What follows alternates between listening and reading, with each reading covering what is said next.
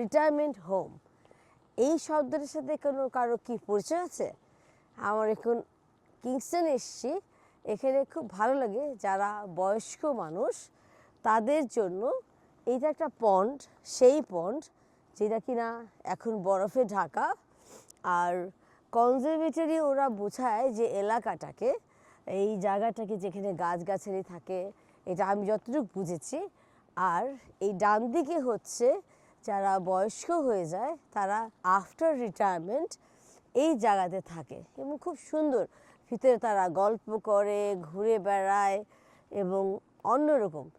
এটা না, এটা কিন্তু নার্সিং হোম টাইপের না, এটা একটা ভিন্ন টাইপের একটা আইডিয়া। সো বিদেশে ওল্ড হোমে রাখা যেমন একটা বাজে লাগে শুনতে, এটা ওল্ড হোম না, এটা রিটায়ারমেন্ট করেছে। বিকজ যারা চাকরিজীবী তারা রিটায়ার্ড করে, দে আর নলেজেবল, দে আর প্রফেসর্স, অনেক ডিগনিটি নিয়ে থাকে এবং তাদের জন্য এমন একটা জায়গা থাকা যারা সব হাই প্রোফাইল লোকজন একসাথে থাকতে পারে, যতদিন বাঁচে তারা সেই নলেজ নেয়, নলেজ দেয়। এবং luckily I am very lucky যে আমি একজনের সাথে আজকে দেখা করতে এসেছি, যেখানে কিনা জয়েস, ওর নাম জনসন, সে হলো ফ্রেড জনসনের ওয়াইফ। আমার একদম ঠান্ডায় শব্দগুলো উল্টাপাল্টা হচ্ছে।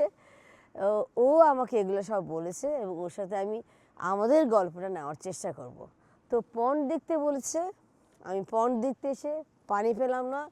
এইখানে বলছি সবুজে ঘেরা জায়গা, সে সবুজে ঘেরা জায়গা তো আপনারা দেখতেই পাচ্ছেন কেমন। তাও আমি তার কথা শুনে আসছি ঠান্ডার মধ্যে এবং হাত পা সব জমে গেছে, এমনকি আমার ঠোঁটও জমে যাচ্ছে যে কথা বলতে পারছি না।